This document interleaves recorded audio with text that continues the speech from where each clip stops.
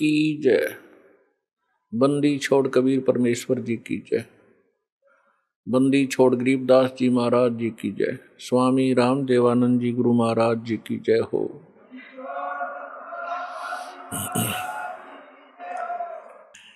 कुत्ता हूँ गुरुदेव का, रामपाल दास का नाम, गले प्रेम की जेवड़ी, जाके चोहा जाऊं।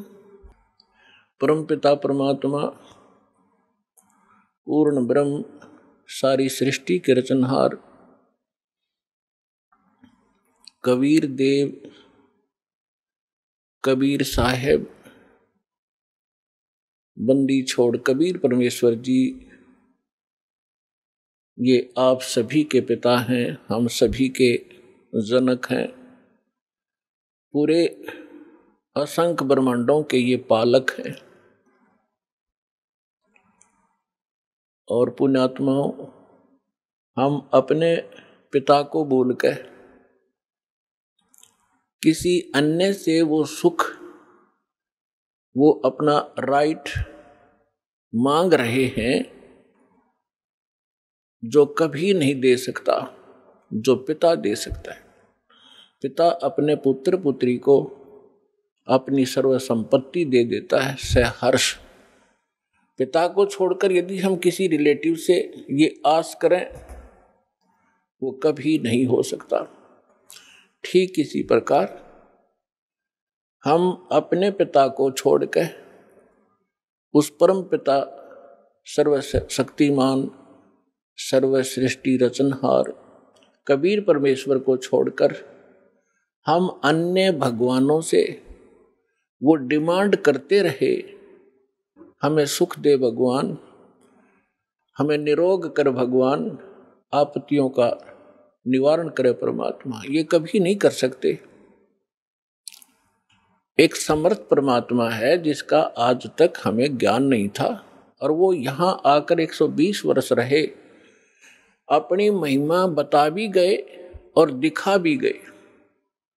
लेकिन हम बालक हैं, बालक की बुद्धि बालक जैसी ही होती है। वो 1000 रुपये के नोट को पकड़कर फाड़ देता है, खेलता खेलता उसको फाड़ देता है, उसको कूड़े में डाल देता है, अग्नि में डाल देता है, क्योंकि उसको उसकी कीमत का पता नहीं। हमारे साथ ऐसा ही होता रहा, क्योंकि हम अध्यात्म ज्ञान से परिचित नहीं हो सके, क्योंकि जिन धर्म गुरुओं को हम आध्यात्मिक टीचर मानते थे, अध्यापक मानते थे, वो अध्यापक नहीं थे। वो तो आप और हमारे जैसे ही ज्ञान के सतर के व्यक्ति थे। उनको अपने धर्म के सद्ग्रंथों का भी ज्ञान नहीं था, और जिस कारण से हम परमात्मा को पहचानने में और उससे प्राप्त होने वाले सुखों को प्राप्त से वंचित रहे, असफल रहे। अब उसी परमेश्वर ने दया करी, यहाँ आके अपना भेद बता के चले गए। उसके बाद अपने प्यारी आत्माओं को मिले, जैसा भगवान मिला ही करते हैं, उनका विधान है, वेदों के अंदर प्रमाण है कि वो पूर्ण परमात्मा सर्व सृष्टि रचनहार सबका पालक ऊपर के लोक में रहता है, सतलोक में, और वहां से सह शरीर चलकर आता है। यहाँ नेक अच्छी आत्माओं को मिलता है जो दृढ़ भक्त होते, उनको अपने से परिचित करवाता है, सचखंड सतलोक ले जाता है, फिर उनको वापस छोड़ देता है। परमात्मा से परिचित वो महान आत्माएं संत उस परमेश्वर के यथार्थ ज्ञान का प्रचार किया करते हैं, लेकिन उनकी संख्या कम होती है और वो ज्ञान सत्य होता है। पूरा विश्व असत्य ज्ञान से परिपूर्ण होता है, ओतप्रोत होता है, जिस कारण से हम भगवान को भी ठुकरा दिया हमने, और उन महापुरुषों के अमृतवाणी को भी स्वीकार नहीं किया जिन्होंने परमात्मा को देखा और पाया था। उनमें से कौन कौन है? आदरणीय धर्मदास साहिब जी, आदरणीय मुल्कदास साहिब जी, आदरणीय नानक साहिब जी, आदरणीय दादू साहिब जी, आदरणीय गरीबदास साहिब जी, गांव छुड़ानी, जिला झज्जर, हरियाणा वाले, आदरणीय गीसा दास साहिब जी, गांव खेखड़ा, जिला बागपुर, पहले मेरठ था अब बागपुर हो गया, उत्तर प्रदेश में, और आदरणीय स्वामी रामानंद जी, काशी वाले ने। इन महापुरुषों को परमात्मा मिले, वो कबीर देव मिले, वो कबीर साहब मिले, अल्लाहू अकबर मिले, और उनको सचखंड लेकर गए, सतलोक लेकर गए, जहां भगवान रहता है और जहां हम सभी रहा करते थे। हम अपनी गलती से यहां गलत स्थान पर आकर गिर गए, और जब तक हम उस स्थान पर नहीं जालेंगे तब तक ये जीव सुखी नहीं हो सकता। उन महापुरुषों को परमात्मा ने इसलिए परिचित करवाया कि वो गवाही देंगे कलयुग में कि हमने भगवान देखा और वो कहाँ रहता है। जो उन महापुरुषों ने ज्ञान दिया परमात्मा कैसा है, उसका नाम क्या है, वो कहाँ रहता है, उसकी प्राप्ति कैसे होती है, वो साकार है या निराकार है, स्वयं परमेश्वर ने आके बताया। और जिन्होंने भगवान को देखा, परमात्मा को देखा, उन्होंने वही बताया। और फिर जब दास के ऊपर कृपा की परमेश्वर ने, अपने ही सदग्रंथों को खोजा तो उन सदग्रंथों में वही पाया जो भगवान ने बताया था। और परमात्मा से परिचित जिन महापुरुषों के अभी आपके सामने नाम गिनवाए, इनने भी वही बताया था। और जो साधना हमारे सदग्रंथों में लिखी है, सबसे पहला प्रश्न यही आता है मन में कि भगवान किसने देखा है। अभी दास ने आपके रूबरू जिन महापुरुषों के शुभ नाम की गिनाए, इन्होंने भगवान को देखा है, इन्होंने भगवान को पाया है। और भगवान कैसा है?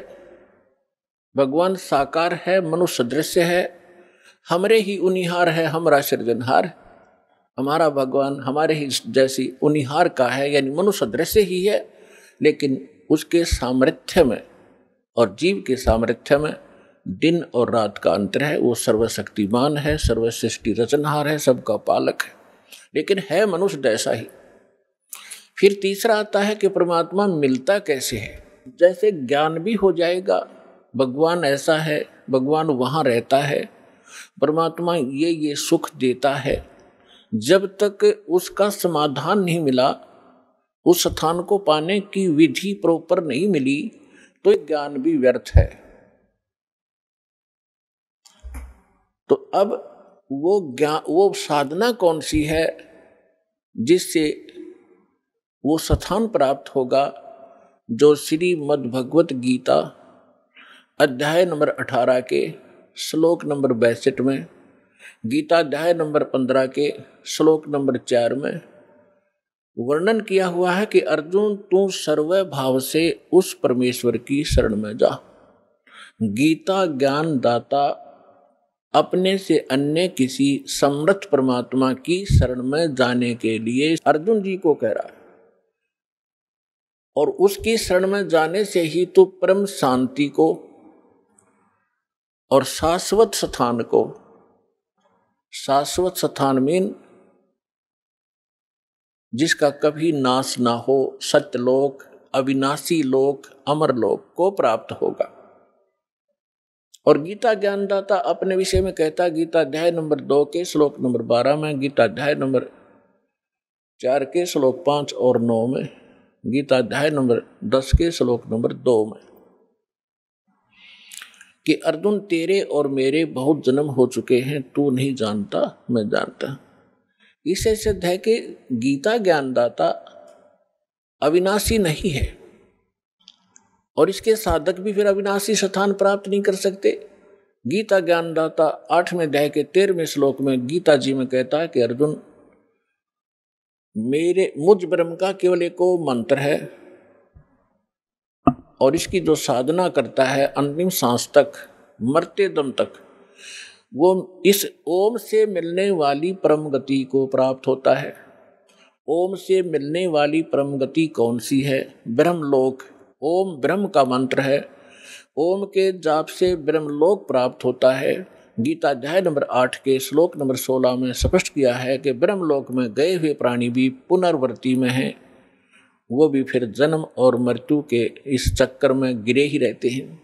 गीता अध्याय नंबर 15 के श्लोक नंबर 4 में कहा कि अर्जुन, तत्वदर्शी संत की प्राप्ति के उपरांत परमेश्वर के उस परम पद की खोज करनी चाहिए, जहां जाने के बाद साधक फिर लौटकर कभी संसार में नहीं आते।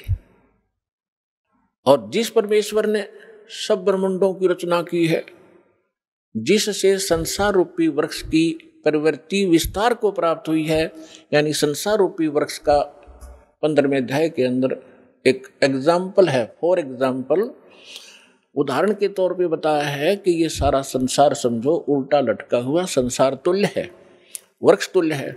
ऊपर को जड़ तो पूर्ण परमात्मा परम अक्षर ब्रह्म है जो सबका पालन करता है। पेड़ का पालक मूल होता है, जड़ होती है, और बाकी जितना भी तना डार टहनियां पत्ते उस मूल से ही आहार प्राप्त करते हैं, खुराक प्राप्त करते हैं।